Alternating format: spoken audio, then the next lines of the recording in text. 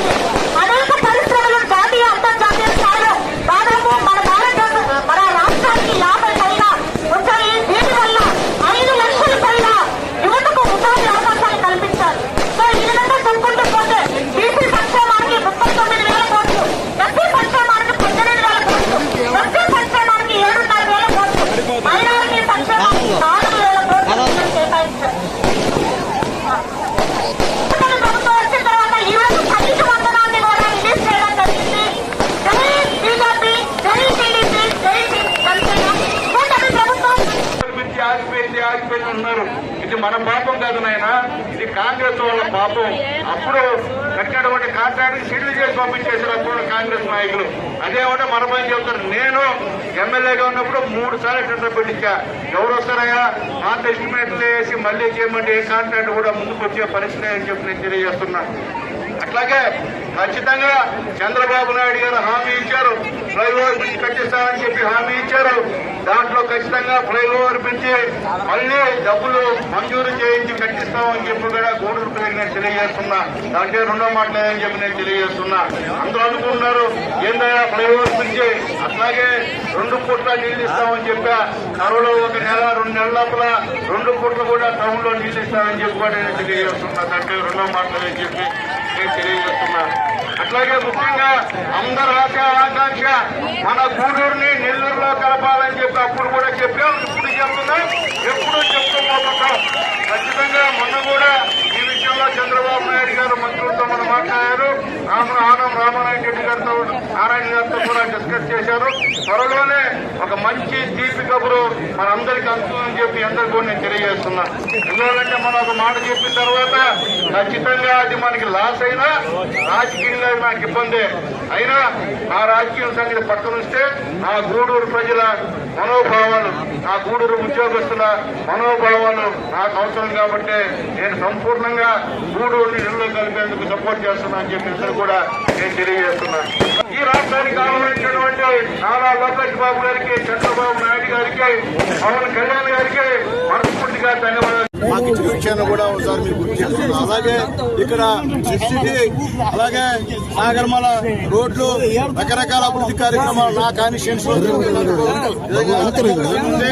అలాగే ముఖ్యంగా రాబోయే రోజుల్లో ఏమైతే ప్రజలకు వాగ్దానం చేశారో అవన్నీ కూడా ఖచ్చితంగా మా నాయకుడు చంద్రబాబు నాయుడు గారు, మా లోకేష్ నాయకుడు మా లోకేష్ బాబు గారు, అలాగే ప్రజానాయకుడు మా పవన్ కళ్యాణ్ గారు, మా అందరికీ సహాయం చేసే మా మోడీ గారి యొక్క ఆశీర్వాదాలతో అన్ని కూడా ఈ రాష్ట్రంలో జరుగుతాయని చెప్పి ధైర్యంగా చెప్తున్నాం.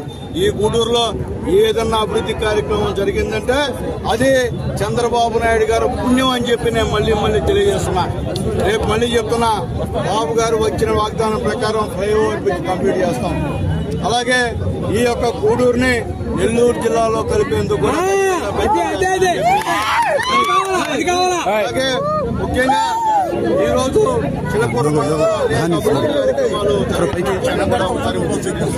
అలాగే గూడూరు టౌన్ లో సెంట్రల్ లైటింగ్ కూడా ఈరోజు శంకుస్థాపన చేసిన విషయాన్ని కూడా మీకు తెలియజేస్తున్నాం.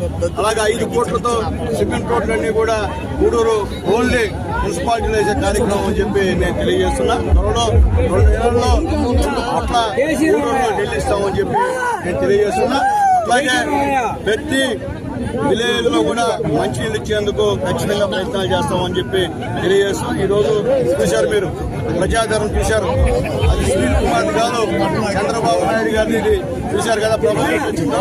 ఎందుకంటే Telugu Desam party cadre base party, ఇక్కడ నాయకుల సహాయ సహకారాలు మా క్యాడర్ యొక్క సహాయ సహకారాలతో ఈ యొక్క విజయోత్సవాలు జయప్రదమైంది. నిన్ననే మహిళలు చేపట్టినటువంటి మహిళా ర్యాలీ, ఆ సాక్షి ఏదైతే ఉందో ఆ పత్రిక చేస్తున్నటువంటి ఎదవ మాటలు వాళ్ళు ఆడవాళ్ళ పట్ల ప్రవర్తించే తీవ్రంగా మొత్తం ఎక్కడ జరిగిన గూడులో జరిగిన విషయాన్ని గుర్తు చేస్తున్నా. ఎంత అన్యాయం అంటే జగన్మోహన్ రెడ్డి గారు పరామర్శకు వస్తే వైసీపీ నాయకులు మా మహిళల పైన చెప్పులు రాళ్లు వేయడం అనేది ఏదైనా మంచి పద్ధతి. ఈరోజు మేము వచ్చాం, 2,000 మంది వచ్చాం.